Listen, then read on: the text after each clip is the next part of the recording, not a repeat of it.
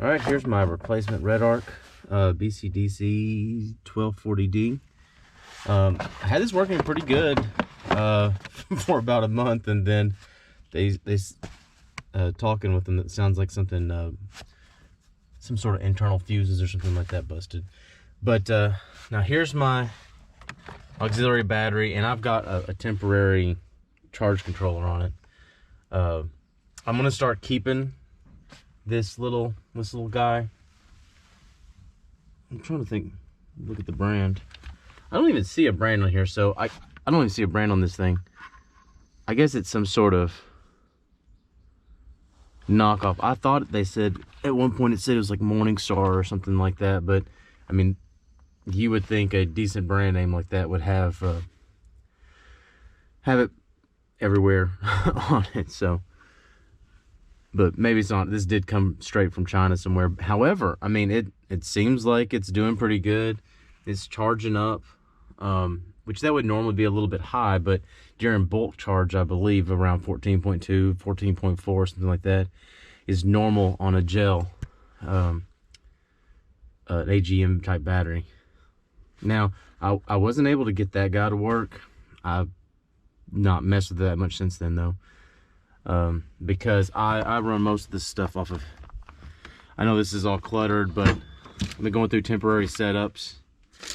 In fact, the 1240 is honestly too big for my setup. I got this for my truck, and I was gonna run somewhere around a couple hundred amp hour reserve, whereas this one's like, it probably says on there somewhere, I would say this one's around like a 70 something amp hour reserve, which is, it's a little small, but it's not too bad. Just worst case scenario, if it gets real low, I'm gonna have to turn the vehicle on. The problem I've had is that I wasn't able to charge at all. It got to the point where for a while I couldn't, it wasn't charging from the vehicle, which that's obviously a problem. However, it was charging pretty well off solar, so I was like, whatever, not a big deal. But then after I did a reset, and then it stopped doing both. That's obviously a problem. So I talked to REDARC, and even though I'm out of warranty, they were nice enough to send me a new one. This MPPT is really cool. I mean, when this works, it works awesome. I just hope that, you know, it was just some sort of bad batch kind of a thing, or something. I really don't know what I would have done wrong with it, but I'm going to be real careful in the future. But I'll show you here in a second, kind of, there's wires obviously everywhere, and that's because I've got this guy wired in, you know, which is wired from that. I've got this guy scabbed in, and then not only that, I mean, these are just, this kind of stuff is just stuff I use and have around for solar. This is kind of a similar deal. If you plug in, I have a few things that I can run off of AC. So again, just trying to take a multi approach to everything. The big things, I went ahead and ran this wire straight to either straight from the battery, or at least one of a part that goes to the battery, one of the grounding straps near the engine or something like that, that goes off to the battery. This is coming from a breaker that I put in there, or what's the word for it? Whatever, it's basically a breaker that I ran, that's going straight to the positive on the starting battery. I do think my starting battery is a little small. The only way to go bigger at this point, though, well, it's small because I have a diesel engine in here. It would be big, or I mean, it'd be fine size for if you didn't. However, it's like the minimum requirements, I think, from Cummins. So, but it's been working for a couple of years now. But at some point, it's probably when that goes out, I'm going to try to go to a dual battery. I was thinking about trying to go with dual of these Royal King batteries because they are so cheap. And these are, I don't even know if they're $100. I think they're like 85 bucks. And for an AGM, that's whatever it is, it's way cheaper than like your Optimas and stuff. But the availability of the Optimas is just so much better that I can't know that I can go to the store and never pick these up. So I don't want to, and not only that, I have to make custom brackets. And if they would work for these and the Optimas, you know, I'm not sure. I probably could design something to do both. I know the ones that are designed for Optimas don't work with these, because I took this out and played with it, because I went ahead and got a used dual battery setup, and it won't fit these. Now you could make a bracket here and there or whatever, but, and honestly, and the reason I got it is because it was so cheap that it would save me, it would cost me more to make my own setup. That's the good thing sometimes about going used. But yeah, next time I'm gonna go to Optimas, because I know I can get them if something goes out, and they're definitely a good brand. These, I mean, this seems to be a good battery. I've got a Royal King battery. I've got a bunch of Royal King batteries because they're so cheap. Not having much luck with the garden tractor ones. I replace those almost once a year. Well, actually, no, I don't. I jump them for, they work for 1 year, and then I jump them for a year. So, okay, whatever. But anyway, I know the wiring looks terrible in here, and that's because it is. It'll probably be a little bit better whenever I pull some of this stuff off and then try to simplify it. But you can see this is about as simple of a setup as you can get. I normally run this thing over here. However, it's more convenient at the moment to leave it here in the middle. But I'm gonna probably move that. Part of the reason is when I have my dog in here, I want to try to, I need to like put a piece of wood over all of this so she can't get hurt or hurt the stuff because she's very very animated in the vehicle. But anyway, I just thought I'd kind of show you this stuff, and well, I might as well go ahead and start unboxing to let you see the new unit. Well, new to me unit.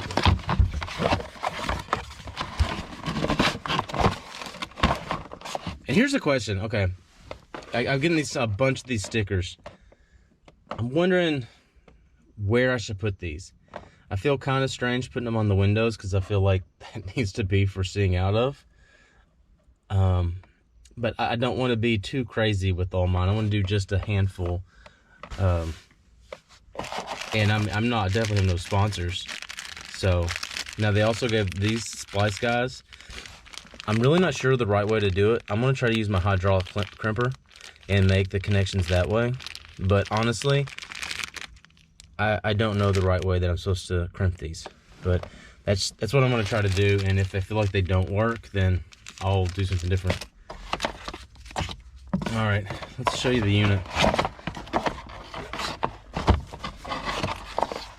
There you go. It's pretty basic. You see your charging status, charge profile, stuff like that. That's basically just like which batteries and stuff you pick, and that gives a different charge profile. Okay, doing this one-handed, so it's not great. I pretty much leave all of these unplugged. I believe they have a great place. They have a great way of showing all this stuff. I don't remember what all the little ones do. This is the one that is always the most questionable, and I didn't know because I really don't know what my alternator setup is. But this is the one that if you have a smart alternator, smart charging system on your vehicle, that you need to plug this into your ignition. After talking with REDARC, I'm pretty sure I don't have that set up, and I believe what happens is that the alternator doesn't kick up the voltage to like 14 volts or 14.5 volts, and so for whatever reason you've got to do something, and I guess this converts the voltage up to 14.5 or something. That's the proper charging profile. So even if you are at 12.5 volts in your charging system, and don't quote me on this because I don't really know, that's just what I took away from a quick conversation. I'm pretty sure this is the one that you use for an LED option to give you, I think, that like charge profile in case you have a malfunction. Green, maybe if that's a LiPo battery, a lithium battery. They have a really good layout here in the back. Oh, they do kind of show you how to do the crimps. But look at it. I like using. Oh, okay. This is the setup that I like the most. Now, if you were awesome enough to have a lipo setup, then the bottom one is the one you're going to go to. But I find lipos are just a little bit too expensive right now for me. So here's just your. I use the top setup at 12 volts. Oh, I'm sorry. The green goes to the optional LED that will show you, I guess, your status light or something like that on the dash or wherever you want it. The orange is the one that can change up for the different charging profiles. But again, almost everybody is not going to hook up those three, except for you might do the green. That's really not a bad idea for the green. But it's right behind my seat. It's actually pretty easy for me to see. And then I've also got for my fridge, I don't know if you can see, it'll tell me what voltage the fridge is going to. Also, that will tell me what the voltage is. So I go between those two. I pretty much know that this thing's working or not working. Basically, if I'm driving down the road and it's saying it's like 12.2 or whatever, I know this thing's not working. This isn't working, or something's not right, quite right. Let's see. Like I said, this is the blue wire, but almost nobody has to mess with that. So black, that's just gonna go to the ground, and this needs to go to a common ground, your actual starting battery. And then this is just solar. So what I basically do on this guy is I've got an MC4 connector. And on this I'll put an MC4 connector on this. I believe the MC4 connectors won't handle this size wire. I think I had to trim it down. I had to take a few of the strands of wire off to get that to work. And then, I mean, honestly, if you take that just a few off of this, it's not going to be like a major loss. And this guy is just going to. The brown's the output that I go, and I have this. That's what I have on this. I put brown here, and then that goes to here in the battery. And then when it comes to the red wire on here, here's the brown. The brown is the output that ultimately will go here, but you need it fused. I'm just using a breaker. I can't think of the right word for that, but whatever. If not, what's awesome honestly, a better connection that I like is the MIDI fuses. I think I have one here. I like these a lot. You can really tuck them away. I don't know if I have an example in here, but they're real small. You won't even know that you have them. They put some heat shrink on them and they pretty much disappear. It's a really, really good fuse. It just sucks to replace. So, okay, whatever. But yeah, this one is going to just hook with this guy. I mean, worst case scenario, I actually had this wire tied like that because I was expecting to get the 25 or whatever, the smaller version, and put in here. So I just temporarily wired these together. However, now I like it well, and it seems to do fine. So I'm gonna go ahead and do the crimped connection, and then just put a little heat shrink over it, and it should be good to go. Actually, well, the black can be the same. Well, no. What I do is I put just a regular connector, and then bam, it goes on this post. So that's how I do it, and it worked well.